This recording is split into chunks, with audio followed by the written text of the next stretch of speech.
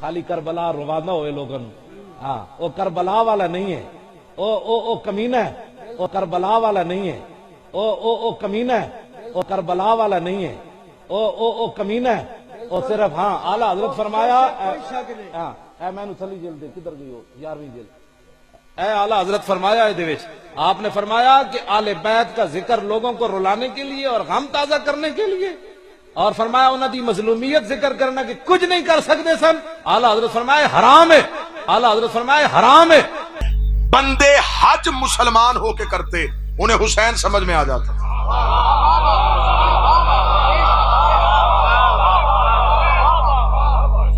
लाहौर वालों लोगों ने हज किया फैशन समझ के, हज किया रवाज समझ के, हज की हकीकत को नहीं समझा। अल्लाह ने मुहर्रम से चंद दिन पहले बंदे अपने घर बुला के उनसे प्रैक्टिकल करवा के उन्हें हुसैन समझाया। अब आपकी ये वाहवा जो है ना, ये दाद जो है, ये खुश्क दाद है। वो इसलिए कि अभी तक मैंने दलील नहीं दी। रायती नंबर लेने का मैं कभी भी जिंदगी में हकदार नहीं रहा कि आप रायती नंबर दें। बात आप समझेंगे फिर दाद आए। अब लोगों ने हज किया, मैंने कहा कि अल्लाह ने घर बुला के हुसैन समझाया। जितने एतराज बंदे मुहर्रम पे करते, अल्लाह अपने घर बुला के मुहर्रम से पहले जवाब देता। ले जी दलीलें पढ़ने लगा।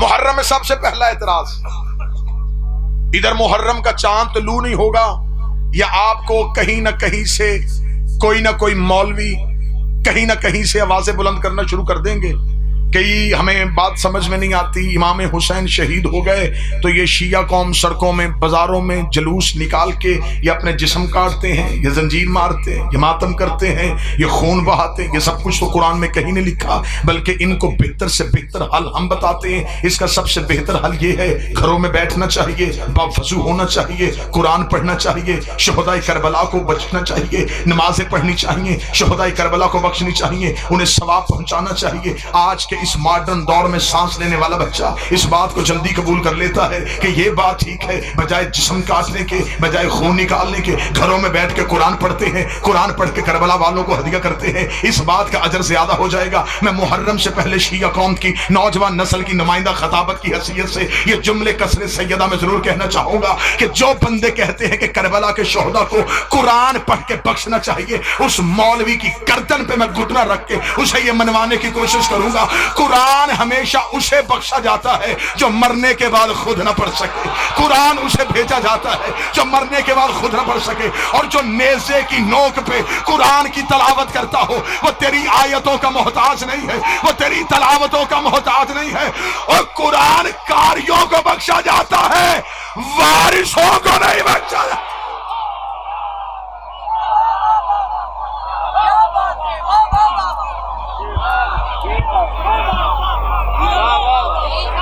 अब मैं दलील हाथ से देने लगा। बिस्मिल्लाह सर, बिस्मिल्लाह। हमें दुनिया के अकीदे से कोई सरोकार नहीं है, हमें दुनिया के अकीदे से कोई सरोकार नहीं है। उसका मानस को शाह है दुश्मन दारा। और तुझे क्या चाहिए? कोई लानत से बड़ा और कोई हार नहीं है। पंजाब खोल के बोला सलाम पेश करो। जिंदाबाद, जिंदाबाद, मुर्दाबाद, मुर्दाबाद। बोलो बोलो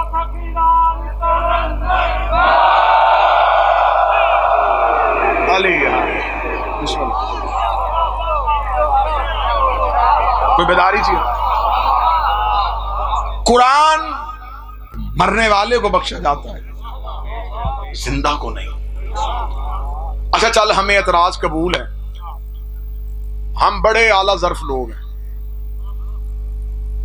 हम एतराज कबूल करते हैं, लेकिन हम एतराज का जवाब एतराज की सूरत में देंगे। आपने 15 लाख रुपया खर्च करके अल्लाह के घर का तवाफ करने का इरादा किया। आप अल्लाह के शहर में पहुंचे, आपने लब्बैक अल्लाहुम्मा लब्बैक की सदा दी। मेरे अल्लाह, तेरे बंदे तेरे घर में हाजिर हो गए।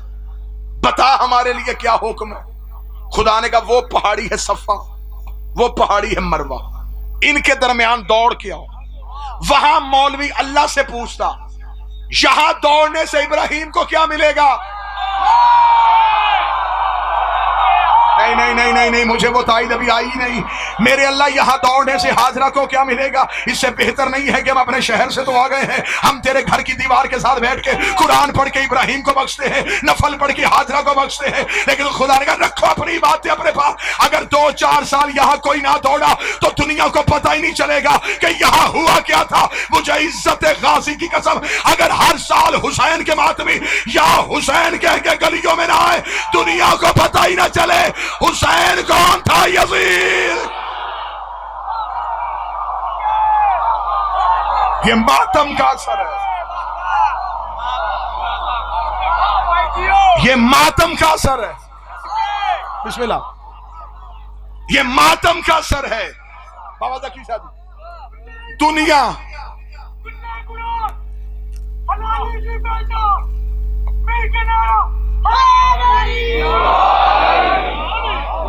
یہ ماتم کا موجہ پیر جہانی ہے سچ ہے۔ دنیا کو تمہاری تعداد سے خوف نہیں آتا، تمہارے ماتم کی جھنکار سے خوف آتا۔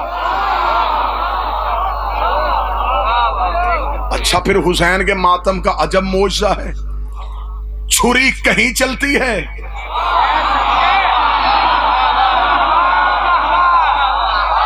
کلیجہ کہیں کٹ جاتا۔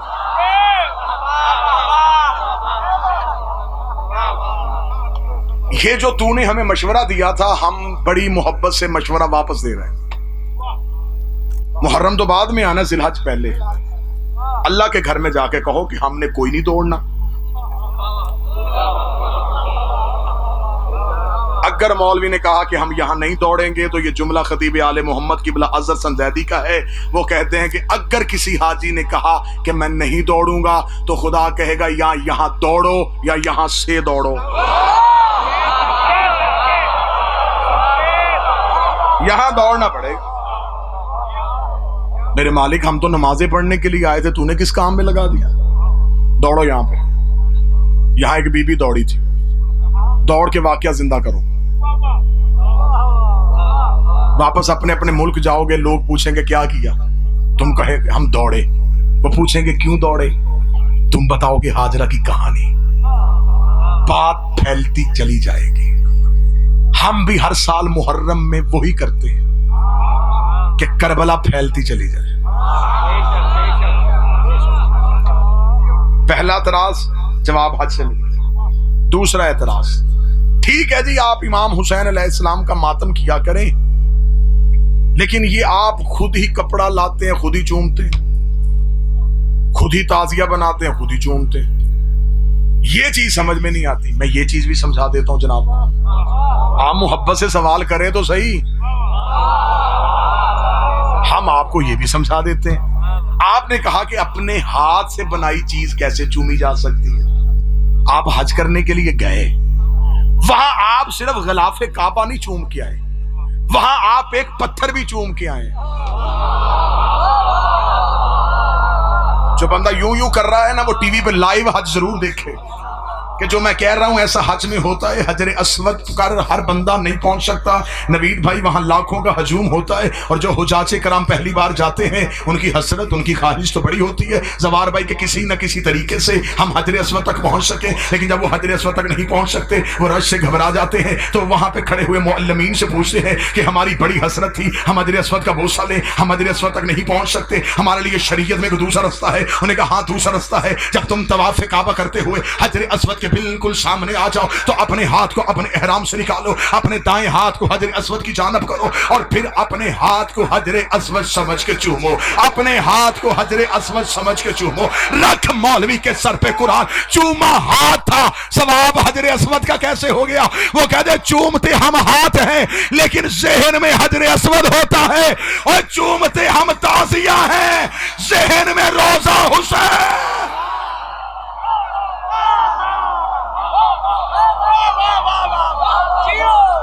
بسم اللہ سے ہم بھی چومتے ہاتھ ہیں،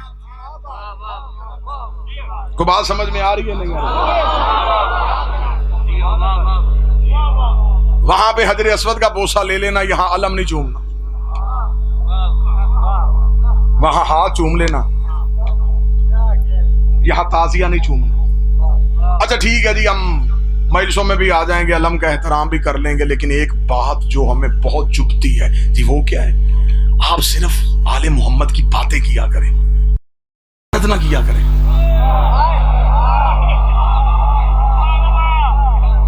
اور سب لعنت کیوں نہیں کرنے دیتے؟ او جی چھوڑیں جی لعنت، یہ اللہ اور بندوں کا معاملہ، جس نے غلط کیا ہوگا اللہ سزا دے گا۔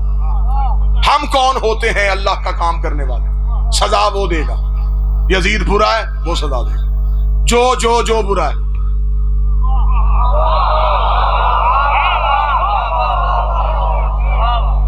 اللہ سزا دے گا۔ آپ لعنت کیوں کرتے ہیں؟ اچھا آپ کو ہماری لعنت اچھی نہیں لگتی تو جناب حج کرنے گئے تھے، طواف کر کے آتے، شیطان کو پتھر کیوں مار کے آئے ہو؟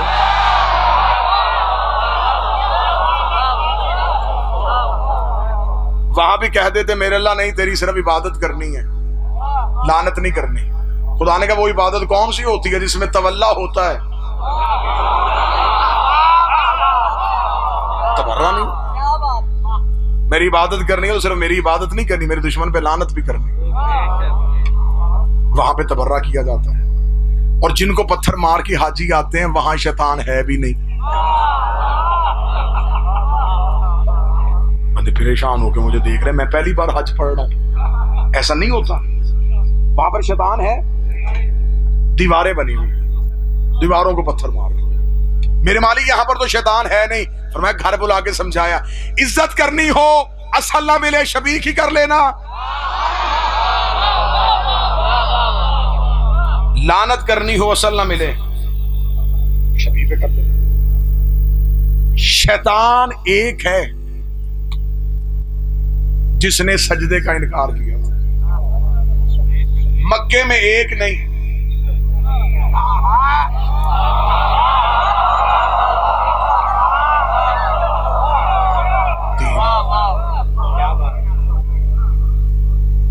میں غلط کہہ رہا ہوں؟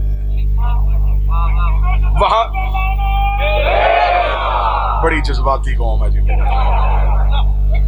مجھے میرا کام نہیں کرنے دیا،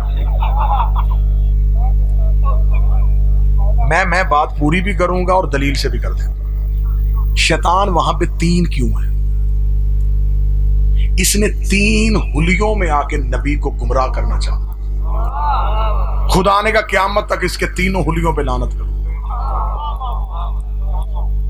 مطلب شیطان کو وہاں پتھر مارے جاتے ہیں، پتھر کیوں مارے جاتے ہیں؟ جب حضرت ابراہیم حضرت اسماعیل کو لے کے گھر سے نکلے، اس نے پہلا حملہ کیا نبی کی بیوی پہ۔ یہ پہلی بار اس نے آسان ٹارگٹ پہلے چنا۔ اسے پتا تھا کہ نبیوں کی بیویاں گمراہ ہو جاتی ہیں،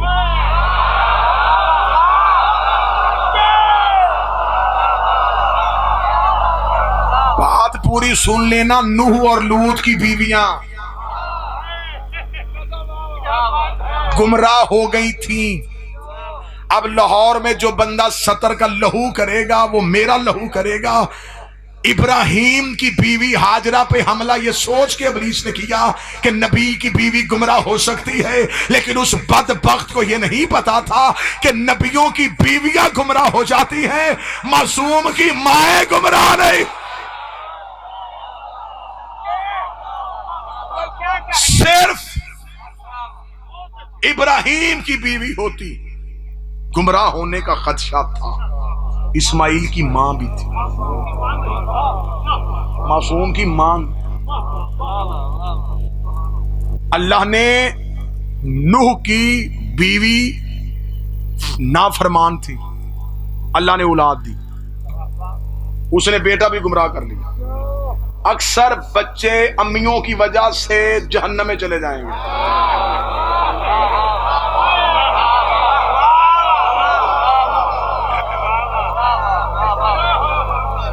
نوح نبی تھا، امی ٹھیک نہیں، ماں ٹھیک نہیں، بچہ لگ گیا ماں کے پیچھے، ماں نے کر دیا گستاخ، باپ کو نہیں نبی کو چھوڑ کے پہاڑ پہ چڑھ گئے۔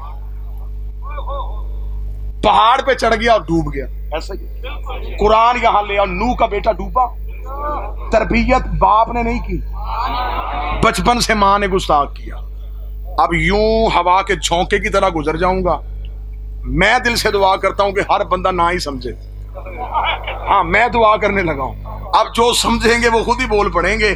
اب نوح کی بیوی نے بیٹے کی تربیت اچھی نہیں کی, بیٹا ہو گیا گمراہ, بیٹا نبی کو چھوڑ گیا, اور قیامت تک جو بھی مولوی اٹھتا, نوح کا بیٹا نافرمان, نوح کا بیٹا جاہل, نوح کا بیٹا گمراہ ہو گیا, نوح کا بیٹا ڈوب گیا. خدا نے کہا میں نے تو بیٹا دیا تھا لیکن تربیت ماں نے اچھی نہیں کی, الزام نبی پہ آ گیا. خدا نے کہا آج کے بعد نبی کی ایسی بیوی کو اولاد دینی نہیں.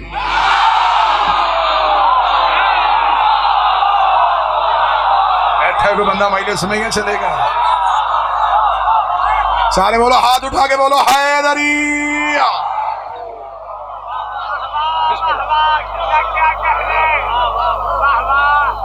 آج کے بعد کسی بھی ایسی پیر تکی شادی نبی کی ایسی بیوی کو اولاد نہیں دینی.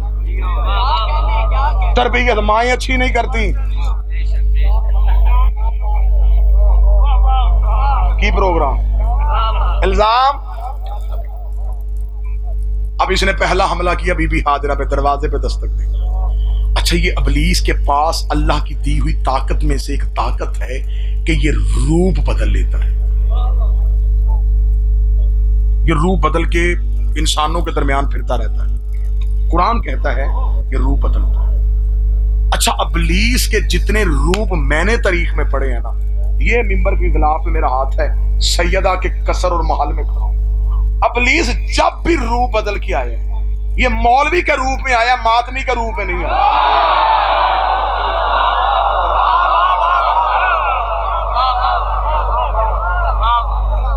روح بدلا. معصوم سے ایک بندے نے آگے پوچھا تھا, اس نے کہا مولا یہ ابلیس روح بدلتا ہے؟ امام نے فرمایا بالکل بدلتا ہے, یہ نبیوں کے سامنے شکلیں بدل کے آتا ہے تو نبی پہچان لیتے ہیں. اس نے کہا مولا معصوم کی آنکھ میں اتنی طاقت ہوتی ہے کہ معصوم پہچان لیتا ہے کہ یہ انسان نہیں, یہ شیطان ہے, ہم تو غیر معصوم ہیں, اللہ نے ہمیں تو وہ طاقت بخشی نہیں ہے, تو ہمیں بھی کوئی نشانی بتا دے کہ ہمیں بھی پتہ چل جایا کرے کہ یہ بندہ انسان ہے, یہ شیطان ہے. جو بندہ رات کے اس پہر میں مقدر کی طرح جا کر وہ جملہ سمجھے گا. معصوم نے مسکرا کے فرمایا جہاں کہیں ایسا شک ہو ہمارے دادے علی کے فضائل پڑھنے شروع کر دیا کرو, سامنے والا چہرہ کھل جائے تو سمجھنا انسان کا بچہ بیٹھا ہے, اگر چہرہ بگڑ جائے سمجھنا شیطان کا.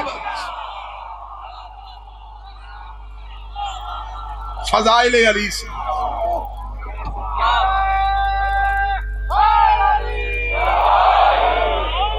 پہلا حملہ کیا اسے پاک سید عزت عطا. پہلا حملہ کیا اس نے آ کے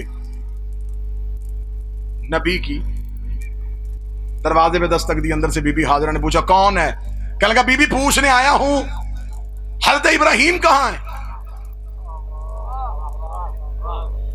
بی بی نے کہا دوست کے گھر دعوت پہ گئے, کیونکہ حضرت ابراہیم یہی بتا کے گئے تھے.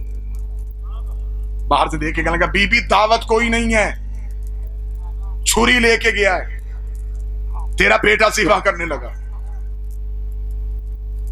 بی بی نے کہا کیوں؟ کہتا ہے کہ خواب آیا. ماں تھی, کلیجہ تڑپ گیا. تو پھر بی بی جلدی کر, سوچنا, دروازہ کھول, گھر سے نکل, دروازہ کھول, گھر سے نکل, دروازہ کھول, گھر سے نکل. پردے کے پیچھے کھڑی اسماعیل کے ماں نے کہا لا حول ولا قوت الا باللہ العلی العظیم, خدا تجھ پہ لعنت کرے, تو شیطان بول رہا ہے. اس کا بی بی تو نے کیسے پہچانا؟ فرمایا جو نبی کی بیوی کو حق کے مقابلے پہ گھر سے نکالے, کل بھی شیطان تھا آج بھی.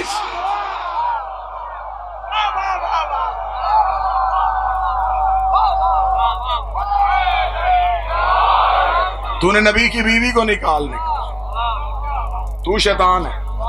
اب جب پہلے شیطان کو کنکر ماری جاتی ہے تو صرف شیطان کو نہیں لگتی, ہر اس بندے پہ لعنت ہوتی ہے جس نے جس دور میں جس بھی نبی کی بیوی کو حق کے مقابلے پہ گھر سے نکالا. اب یہ وہاں سے تو لعنت لے کے واپس آ گیا, اب حضرت ابراہیم کے پیچھے پیچھے چل رہا ہے. حضرت ابراہیم نے دیکھا کہ پیچھے کوئی آ رہا ہے. حضرت نے کہا کون ہے؟ کہنے لگا ہمدرد ہوں تیرا. کیوں آ رہا ہے میرے پیچھے؟ یہ معصوم سا بچہ لے کے کہاں جا رہا ہے؟ حضرت ابراہیم نے کہا قربان کرنے جا رہا ہوں. کیوں؟ حضرت ابراہیم نے کہا میں نے خواب دیکھا, میں نے خواب کی تعبیر کرنی ہے. کہنے لگا جانے دے ابراہیم, خواب تو ہم بھی دیکھتے ہیں, ہم نے تو کبھی بیٹے سے نہیں کیے. اتنا کہنا تھا, ابراہیم نے یوں پھیرتے ہوئے زمین پہ جھک کے پتھر اٹھایا. لا حول ولا قوت, وہ تو شیطان ہے. کہنے لگا ابراہیم تو نے کیسے پہچانا؟ فرمایا جو نبی کو اپنے جیسا سمجھے.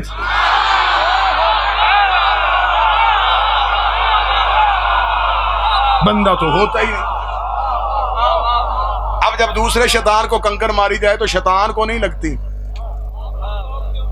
ہر اس کردار پہ لعنت جس نے جس دور کے نبی کو اپنے جیسا سمجھا. اور بعض بندے اتنے مظلوم ہیں کہ مار بھی خود رہے ہوتے ہیں. کہا گیا بریک مجمع, لگ بھی خود رہا. اب اس نے تیسرا حملہ کیا جناب اسماعیل پہ.